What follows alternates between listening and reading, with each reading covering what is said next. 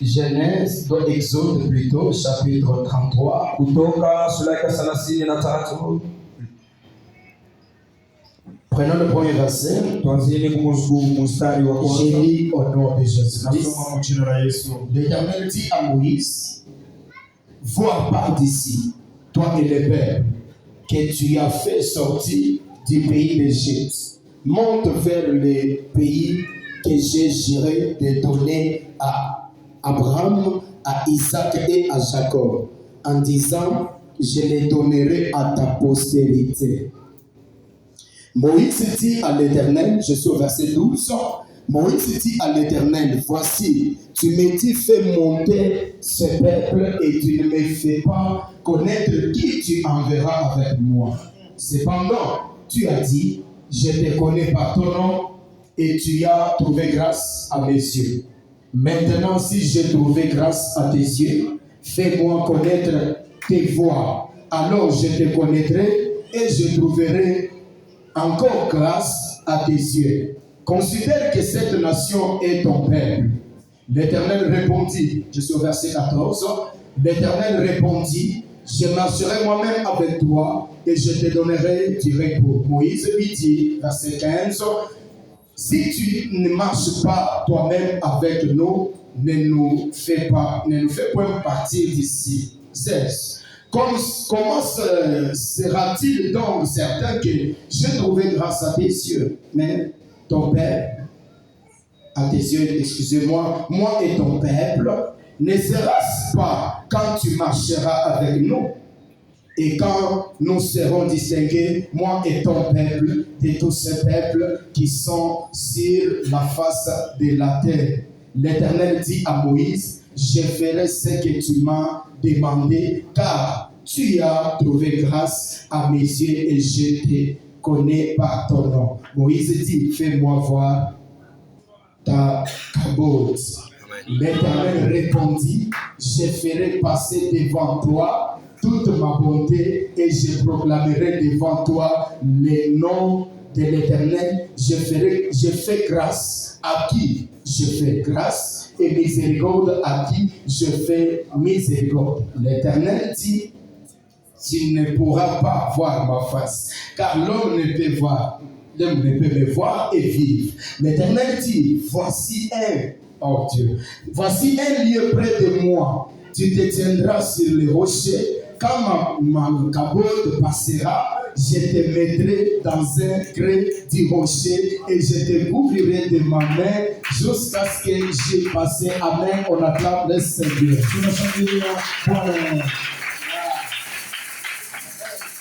Merci encore une fois, Seigneur Jésus-Christ. Sers-toi de moi pour parler à ce peuple.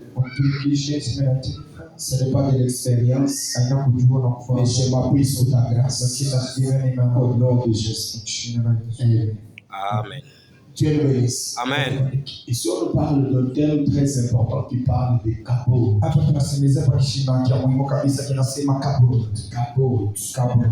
Capote. Il y a d'autres versions. Donc, en capote, on a parlé ça en hébreu, et puis on parle de ça en grec. On parle de capote quand il s'agit de l'hébreu. On parle de doxa quand il s'agit de grec. Dox, ça veut dire quelque part le poids de Dieu. Donc, le poids de Dieu. Et c'est même capote quand vous le prenez dans l'hébreu. Ça signifie encore d'autres choses. Ça signifie la gloire de Dieu. Et ça signifie aussi le poids de Dieu. Que Dieu le bénisse. Mais pourquoi parler de ça? Pourquoi parler des capots juu ya nini tuseme juu ya kapoti dans les temps comme celui-ci? wakati kama hii? Savez pourquoi? Unajua ni nini? Parce que tout celui qui fait expérimenter la présence de Dieu, Kwani wowote anapenda kushikilia la présence de Dieu, c'est ça même les capots.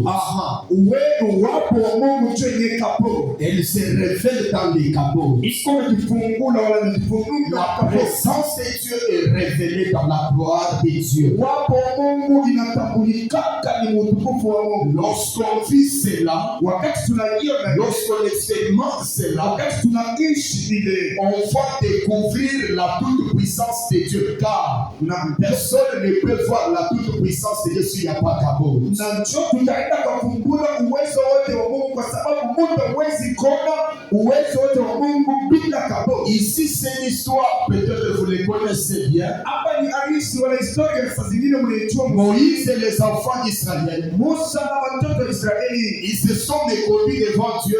wanatomboka mbele ya Mungu. L'Éternel dit, Wa milele wanasema, je ne marcherai plus avec vous. sitatembea pia tena nao. Je me retire. Nawaambia À na tukokota Moïse comprend Musa anaelewa que si je marche seul, ya kwamba kama natembea ni je n'arriverai pas. mimi sitafika. Si je marche seul, Kama naenda ni parce que sur ce chemin, kwa sababu kwenye barabara il y a des tribus et des tribus. kuna makabila na Il y makabila a des nations et des nations na mataifa na qui mataifa nous font la guerre. ile natufanya vita Sans l'Éternel sur ce chemin, bila wa milele kwenye barabara, nous n'allons pas arriver. si hatutafika. Il faut que l'Éternel fasse route avec nous. Inapaswa wa milele atembee nasi pamoja. L'Éternel Dieu dit, Wa milele Mungu amesema, Moïse, je t'enverrai, Musa atakutuma, mais avec mon ange. lakini na malaika wangu. Moïse dit, Musa amesema, si c'est avec un ange que nous allons partir, kama ni njia kutembea na malaika, je ne me déplace pas ici. Mungu ameshatikisika Il hapa. faut que je marche seulement avec toi. Inapaswa nitembee mpaka na wewe. Pourquoi? Jina nini? L'ange ne connaît pas mes faiblesses. Malaika asijue udhaifu wangu. L'ange n'est pas patient. Malaika asina mvumilivu. L'ange n'est pas là à la colère. Malaika asina na bulumu. L'ange n'est pas compatissant. Malaika asina na rehema. Pourquoi?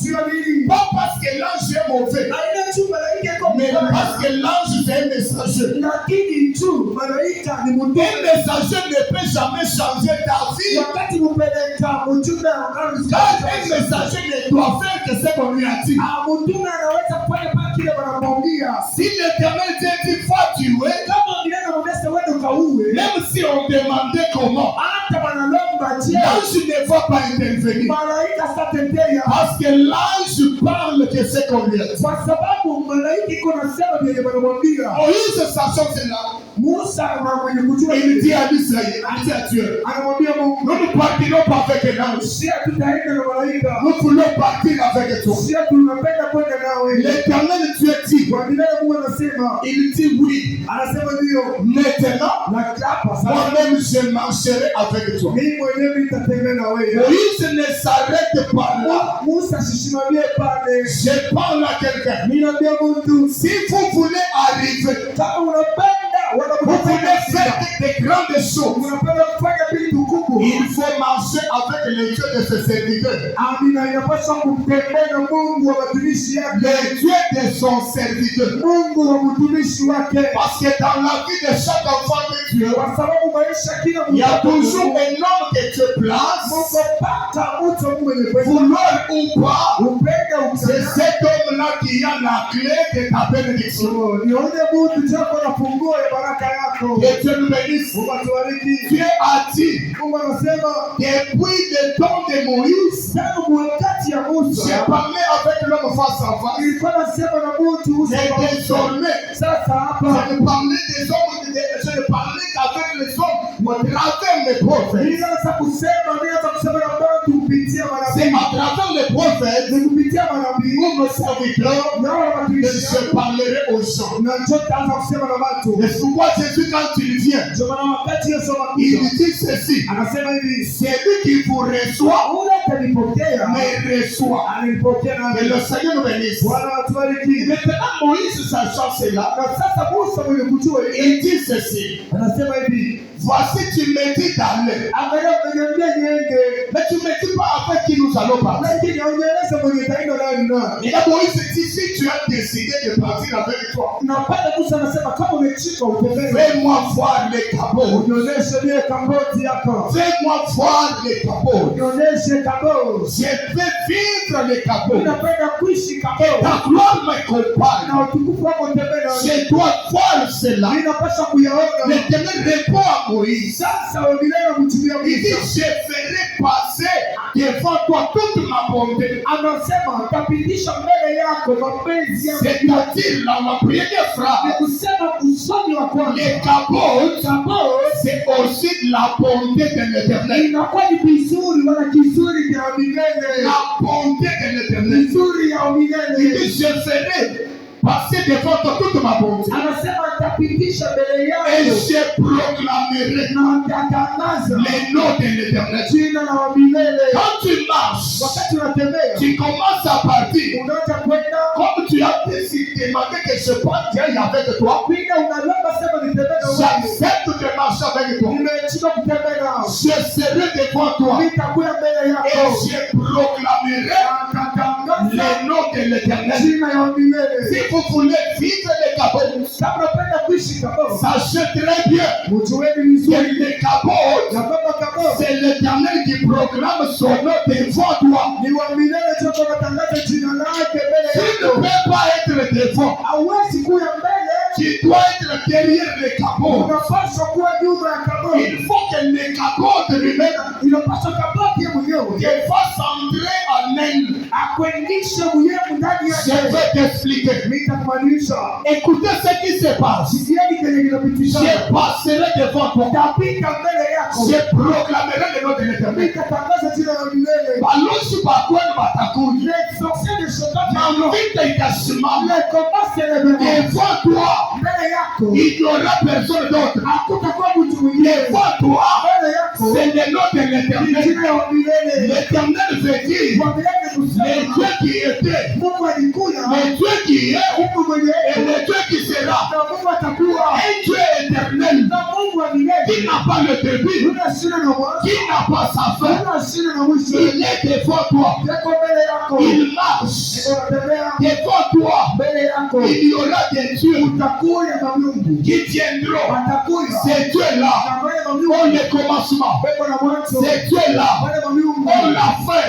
Mais celui qui sera devant toi, celui qui croisera ces dieux-là, il s'appelle Dieu de l'Éternel. Son nom est l'Éternel.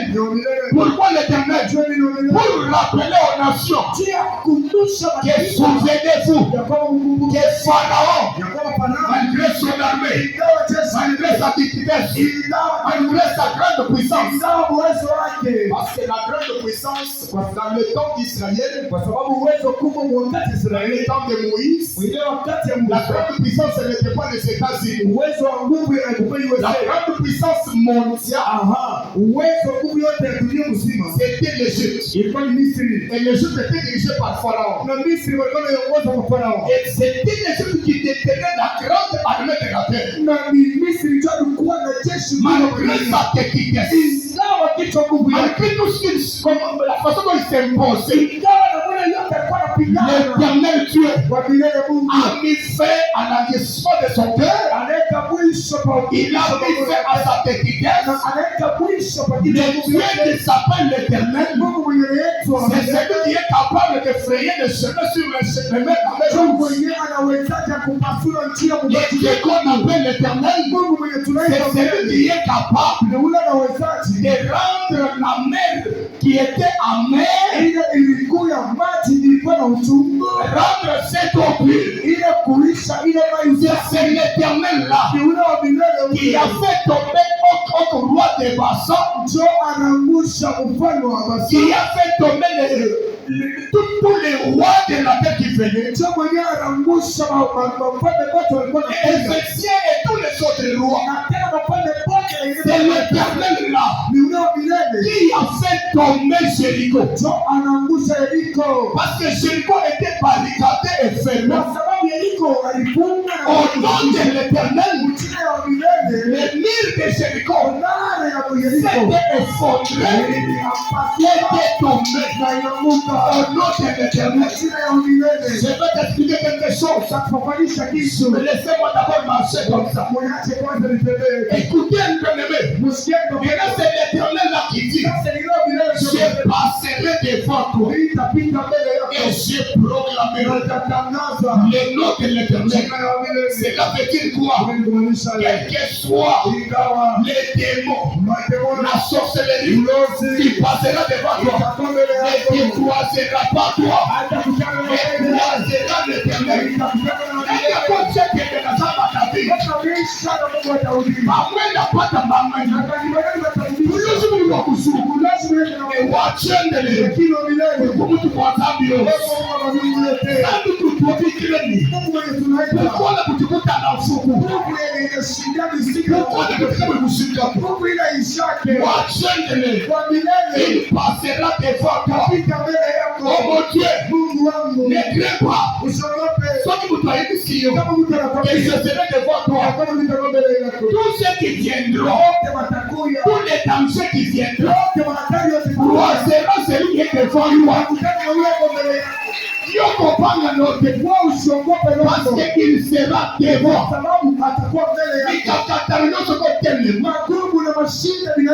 Tous les problèmes qui peuvent se lever, le nom de l'Éternel sera proclamé. Le nom de l'Éternel sera proclamé. Écoutez, lorsque le nom de l'Éternel est proclamé, il est possible que la loi de la mort tombe parce que devant toi il y a le nom de l'Éternel. Mon Dieu, Moïse continue. L'Éternel lui dit, tu ne pourras pas voir ma face. Tu ne pourras pas voir ma face. Car personne ne peut voir ma face vive. Et l'Éternel dit, voici devant toi, il y a les clés du rocher. La première des choses, l'Éternel lui dit, mets-toi sur le rocher. Ikana mwamba sous les rochers. Ikana yule ya mwamba sous les rochers. Ikana pale pa mwamba sur les rochers pale pa mwamba et je passerai. Na mitapita. Mais avant que je passe, je te ferai sortir sur le rocher. Pour te faire entrer dans le cri du rocher. Ça veut dire ceci. Il y a un temps où nous sommes sous les rochers. Là c'est dans l'Ancien Testament. C'est quand Jésus vient. Il ne nous laisse pas sur les rochers, car lui-même les rochers des âges est venu montre des choses à venir qui vous est parti et la réalité et Jésus lui-même il nous met dans les rochers. Oh mon Dieu, la Bible dit lorsque je passe sur les rochers, la semaine de la grâce, on est sous les rochers. On n'a pas encore eu la grâce. Or la grâce, la Bible dit, approchez-vous avec l'assurance. Si tu décides seulement de t'approcher, comme tu t'es approché ce soir, il y a une puissance de Dieu. Il va t'introduire dans la chose. Et qu'aborde cet endroit. Mais qu'aborde cet endroit. À partir de ce soir, et qu'aborde la croix de Dieu. Entrez dans ta vie. Entrez dans ta maison. Entrez dans ton foyer. Entrez dans ton ministère. Les choses vont changer. Et l'Éternel dit, je passerai, je te mettrai dans le gré du rocher. Nous allons lire. Psaume 18, 32. Il nous fait passer rapidement. Psaume 18, 32. On parle du rocher. Et là, tu dois comprendre que le rocher, c'est quoi et c'est qui. Est-ce que tu parles rapidement, s'il te plaît? Oui, Psaume chapitre 18, le verset 32. Il dit quoi? C'est Dieu qui met ses de force. Non, qui met 38. 18, 32. 18, 32. Est-ce que c'est ça? Oui, c'est ça. C'est bon, je pense. Attendez, excusez-moi, je vais vous lire cela. Psaume 18, le verset 32 dit, oui, écoutez ce qu'il dit. C'est Dieu qui me cède des forces, oui, et qui met, sur le verset 31, tu peux vérifier là-bas, sur le verset 31. Car qui est Dieu? Si ce n'est l'Éternel. Kwa sababu ni nani Mungu kama yeye wa milele? Et qui est un rocher? Na mwamba ni nani? Si ce n'est notre Dieu. Kama yeye Mungu wetu. Le rocher. Mwamba. Que Dieu disait à Moïse. Ile Mungu alikuwa anamwambia Musa. Je te mettrai dans le rocher. Sababu mimi nitatoka mwamba. Le rocher c'est Dieu lui-même. Mwamba ni Mungu yeye mwenyewe. Et ce rocher là. Na ile mwamba. C'est ça même les cabots. C'est cabots. Tu ne peux pas voir Dieu. Hawezi kuona Mungu. Avant de voir les cabots. Les capotes, ça vient avec la présence de Dieu. Cela veut dire quoi? Esaïe lui dit, je dis le Seigneur assis sur le trône. Esaïe chapitre 6, verset 1 à 4. Je dis le Seigneur assis sur le trône. Et le pas de sa robe remplissait les tables. C'est-à-dire, le bas de la robe, c'est le capot. La robe, c'est le capot. Parce qu'il y a la robe, qu'on peut prendre dans Esaïe 61. Il y a des robes. Il y a la robe, les habits de la honte. Et il y a la robe des louanges. Lorsqu'on loue Dieu, c'est lorsqu'on a expérimenté la gloire de Dieu. Je parle à quelqu'un que ce soir, tu vas expérimenter le capot. La Bible dit, n'est pas de sa robe, remplissez. Remplissez. Ce n'est pas fini. C'est-à-dire le pas de sa robe, continuez à remplir. Quand on reçoit la gloire de Dieu, elle est sans limite. Elle continue à remplir. Elle continue à remplir. C'est le capot que tu vas recevoir dans cette semaine. Ça ne sera pas seulement pour toi. Ça sera aussi pour ton épouse. Ça sera aussi pour ton époux. Ça sera aussi pour tes enfants. Pour les enfants de tes enfants. Dans le pas de la robe, remplissez. Que ça remplisse son nom de Jésus. Le Seigneur est assis sur le trône. Oh, le trône, c'est le capot. Amen. Commence avec le trône. Et le Seigneur est assis. Son règne est défini. Et son pouvoir est infini. Il est capable de tout. Qui est notre Dieu? C'est Dieu qui met. Qui est Dieu? Si c'est l'Éternel. Qui est l'Éternel? Si c'est notre rocher. Le rocher.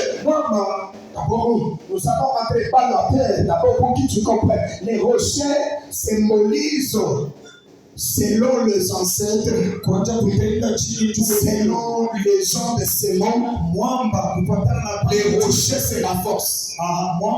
Les rochers c'est la force.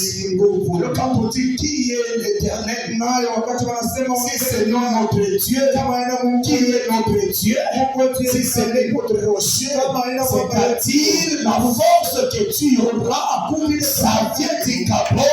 Et le capot, c'est l'Éternel qui est le rocher des âges. Et l'Éternel, il marche avec Moïse. Il dit, je marcherai avec toi. Je vais passer. Tu ne peux pas me voir. Tu dois me voir par derrière.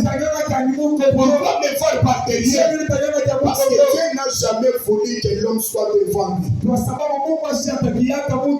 Soki olingi kokende mosika, soki olingi kokoma mbangu, kende yo moko. Les autres ont dit qu'on comprend. Si tu veux arriver, marche avec Dieu. Les dieux de David ne laissent personne sur le chemin. Lorsqu'on ressent les capots, l'histoire de la vie de quelqu'un doit changer.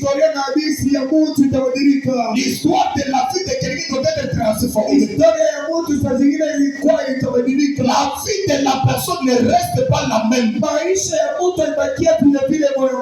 Parce que lorsque tu vois les capots, le ciel s'ouvre. Cela veut dire les choses d'en haut descendent sur la terre. C'est ça le règne de Dieu. Jésus connaissait cela. Il savait qu'on a besoin de ces capots. Il dit lorsque vous avez prié, dites que ton règne vienne,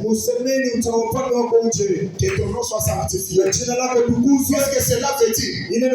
Dieu ne se sanctifie pas parce qu'il a péché. Que ton nom soit sanctifié veut dire qu'on reconnaisse que tu es Dieu. Les sorciers de ta famille reconnaîtront qu'il est Elohim. Ils reconnaîtront qu'il est Dieu. On reconnaisse que tu es Dieu. Lorsque tu reçois les capots, c'est pour que ton entourage reconnaisse que Dieu est Dieu dans ta vie. Personne ne peut croiser Dieu et rester la même. L'éternel dit, je découvrirai de moi-même. C'est-à-dire, ma grâce va te couvrir. Je vais demander à Paul, pourquoi seulement la grâce? Paul me dit, j'avais une charte sur mon dos. J'ai demandé que de m'enlever ça. Et l'Éternel m'a dit, ma grâce te suffit. Lorsqu'on a la grâce, on a tout dans la grâce. Nous allons parler du tabernacle. Peut-être demain ou après le dimanche. On va parler du tabernacle. On va parler de cette présence de Dieu qui s'est manifestée dans le tabernacle. Le tabernacle qu'on pouvait ériger par les gens. Et le tabernacle d'aujourd'hui qui marche elle-même.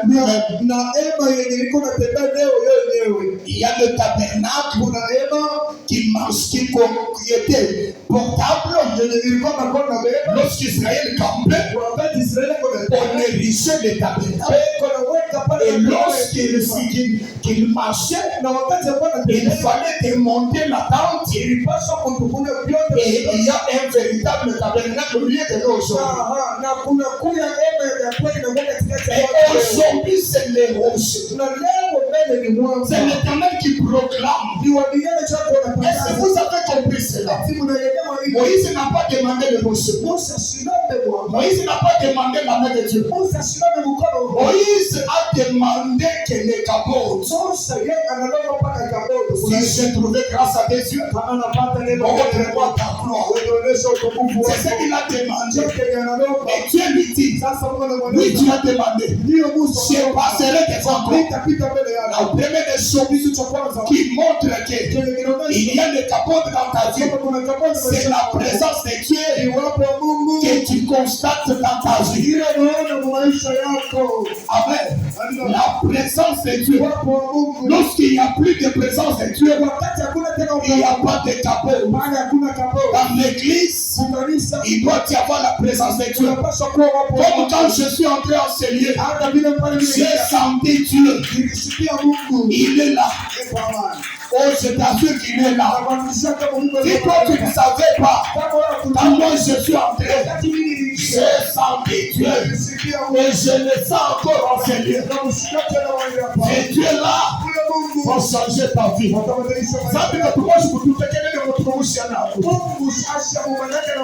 Présence ou ensemble moi.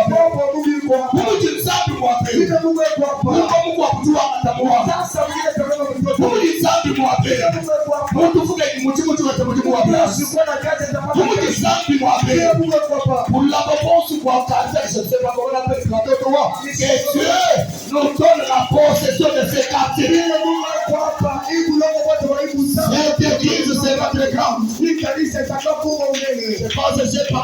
mon apôtre. Je lui ai dit, quand je suis arrivé le dimanche, Seigneur m'a dit, que si cet endroit, Seigneur va faire des choses.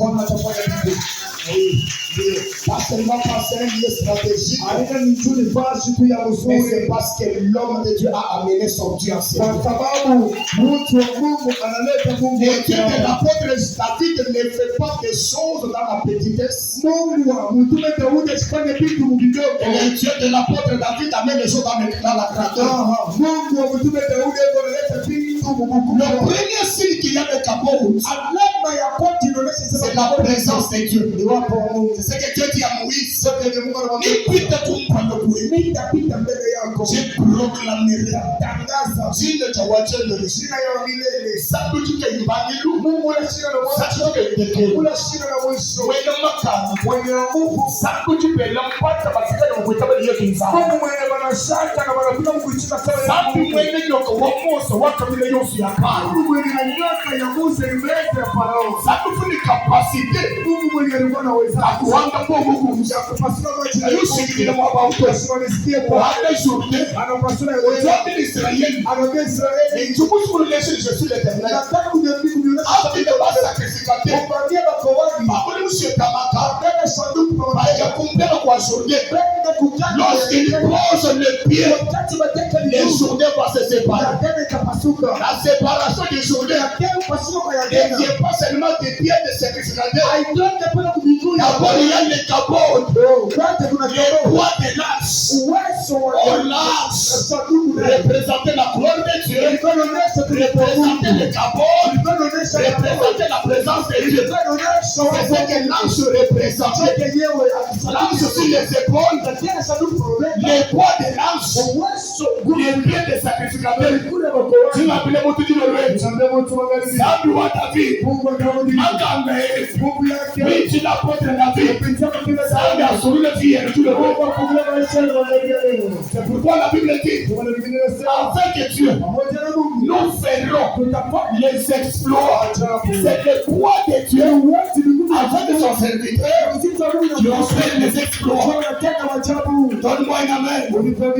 Donnez-moi une bonne amen. Je parle à quelqu'un. Il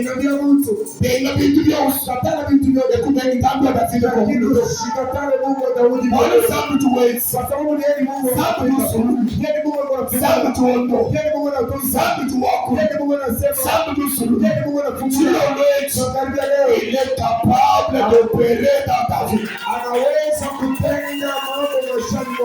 Sa présence. Moïse, c'est ce que tu as cherché. La première chose, je vais passer devant toi. Je ne vais pas te laisser, mais je proclamerai. Pas le nom d'Élohim, pas le nom de Shaddai, mais le nom de l'Éternel. Parce que moi, tu m'as reçu tout le temps. Tu parles mais ça fait qu'il y a tête de l'émission. Ça fait qu'il y a tête de sous. Ça fait qu'il y a normal. Ça fait qu'il y a tout ça. Ça fait qu'il y a tout ça. Ça fait qu'il y a tout ça.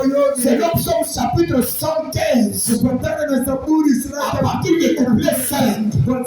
Ils sont des yeux qui ne voient pas. Ils sont des mains qui ne touchent pas. Ils sont des pieds qui ne marchent pas. Ils sont des oreilles qui n'entendent pas. Ils sont des bouches qui ne parlent pas. C'est pourquoi je ne vais pas proclamer le nom de Dieu. Je vais proclamer le nom de l'Éternel. Parce que l'Éternel, c'est l'unique Dieu qui existe au ciel, sur la terre et sous la terre. Et avant lui, il n'y a jamais eu de Dieu. Après lui, il n'y aura pas de Dieu. Et si ce Dieu-là est dans votre vie, voyez mon frère et soeur, votre histoire va changer. Et c'est ça les cabots. Les cabots, c'est la présence de Dieu. Que comprenez-vous par la gloire de Dieu? Imaginez quoi? C'est la présence L'inimité de Dieu. La présence débordante de Dieu. La vie de quelqu'un à un lieu. Ce qu'on appelle Kabo. Parce que quand il y a le Kabo, il y a le miracle. Il y a la différence. Il y a des choses qui changent. Moïse a croisé cette Kabo. Ce Kabo dans la montagne. Lorsqu'il descendait de la montagne, parce qu'il était dans le Kabo de Dieu, son visage brillait. Tu m'as mis le mot tout le monde. Comment tu parles pour Kabo? Et comment tu présentes sur WhatsApp moi?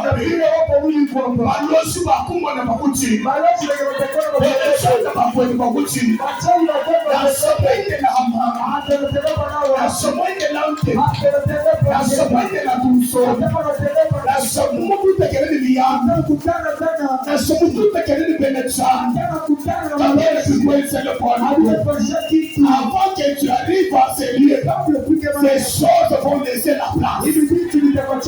Lorsque Moïse descend, parce qu'il était vêtu de capote de Dieu, tout le monde fouillait.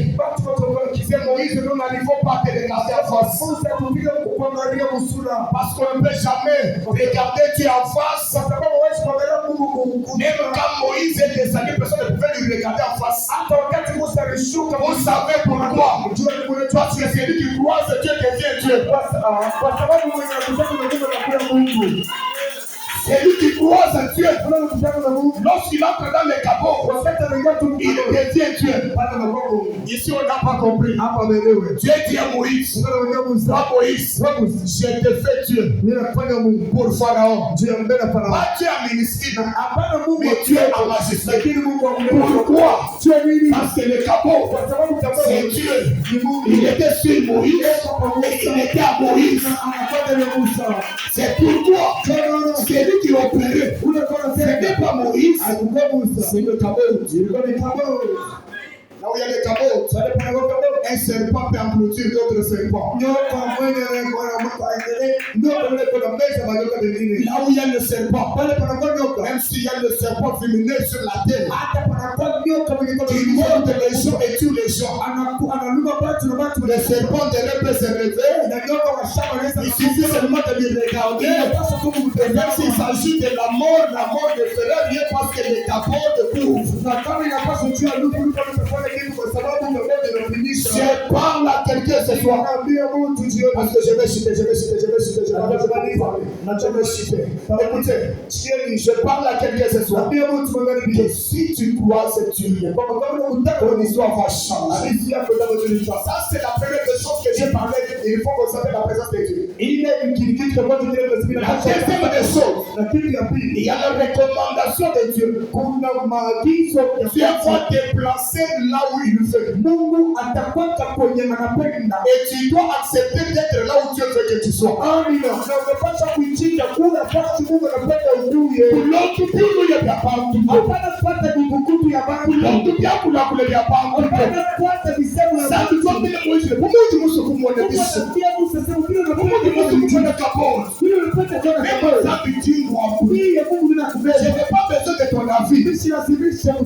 Je n'ai pas besoin de ton avis. Je vais te prendre pour que tu vois ce que tu veux voir. Je t'aime sur les rochers. Et lorsque je vais passer, je te prendrai encore. Je te mettrai dans mes grèves. Qui rocher. Oh mon Dieu. When we tell the people in San Francisco, we can't feel the change. Nous communauté où on est redoutable, nous sommes ce matin. Elle mission liée redoutable. Watu wa mizani mkwambu na mfutoka che. Sabiki Mungu teke museke. Sabiki église diabu. Demande-toi pourquoi tu t'es retrouvé seulement ici. Ce n'est pas ça. Dieu t'a pris. Parce que ici, c'est là où il y a ton rocher. Ton amène, l'amène de ceux qui sont derrière sont malades. Amène-moi un amène que sommes de Dieu. Amène-moi un amène de cabot. C'est ça. C'est ça, merci beaucoup. Ça, c'est ça ton rocher. Viens pas placer ici. Pour que tu vois ce que tu as raté de voir dans ta famille. Wanuweke vitu kuimweke mfamiwe. Wanuweke vitu kuimunga na mchote chwe. Chilo wale. Zambi wako mulutu kwezele na. Wabi nami na zambi wa nyamusabu. Wabi nami na chuni chikamu. Wabi nami na zambi eza nenda kwa. Wabi nami na fitimuku na kwele nwe. Na kuwame na weba. Zambi ya mkwezo mulukuefu. Wakulishe pour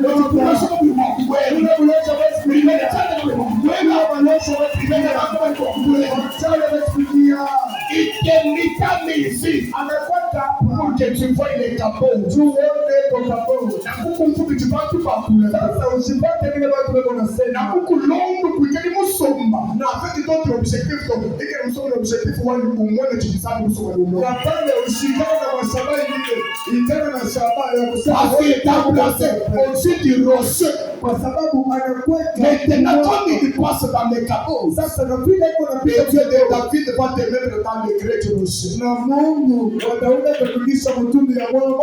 Mungu mwalukwenu. Nayo ndani ya Yesu. Ndani ya Yesu. Kimunda mwa Yesu. Wewe Mungu mwa Yesu. Kuko mu Yesu. Mtumbi mwa Yesu kwa kulo. Kuko mu Yesu. Wewe Mungu mwa Yesu. Kuko ndani ya Yesu. Yeye dans le Seigneur. Lorsqu'on se confie totalement à Dieu. Wakati tunakutumainia tu katika Mungu anapenda Yesu. Hatuwezi kushinda. Votre père connaît ma vie avant. Baba yenu anajua maisha yangu ya mwanzo. Il connaît ma vie d'aujourd'hui. Anajua tena maisha yangu ya leo. Dieu, Mungu nous a pris de nulle part. Anatutosha usifuri. Il nous a appelés dans le sang. Anatuweka na tutapesha. Je parle à quelqu'un. Mina pia Mungu. Sabu wako Mungu akongolo kapo kulekele moja mtu. Asante kwa qu'est-ce qui domine ta vie? Et c'est la honte, c'est l'humiliation, c'est la mépris. Qu'est-ce qui domine ta vie? Lorsqu'on parle de la cabot,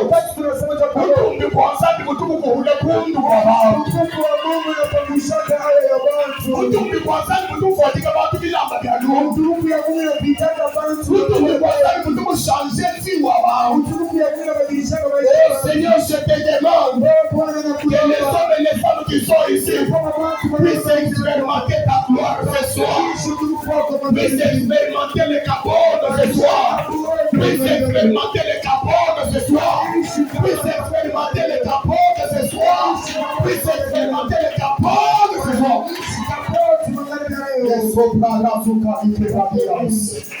Nous allons prier ce soir. Et la troisième des choses, la main de Dieu te couvre. Proverbe chapitre 3 verset 16. Proverbe sur la table dit ma main va te couvrir. Proverbe 3 16 plutôt. Proverbe chapitre 3 verset 16. Je suis en train de prier. Maman, est-ce qu'on peut se tenir debout? Je suis en train de demander à Dieu que cette gloire qui a ce lien puisse s'accompagner un homme et une femme ce soir. Et que ton histoire change. Oh Dieu, nous sommes ici. L'autre fois que nous reviendrons dans cette assemblée, nous ne trouverons pas des choses comme celui-ci. Il y aura une vaste gloire de Dieu ici. Et les choses vont changer. Merci Dieu de grâce. Ça, c'est le Dieu redoutable. Aucun homme ne peut toucher Seigneur. Est-ce que tu peux dire ça? Est-ce qu'on peut tous se tenir debout? Nous allons prier ce soir. Lis rapidement. Proverbe chapitre 3, verset 16. Dans sa droite est une longue vie. Rapidement. Dans sa gauche, la richesse et la gloire. Oh. C'est ça les cabots. Sasa ndio nyewe kaburi. Il dit quoi?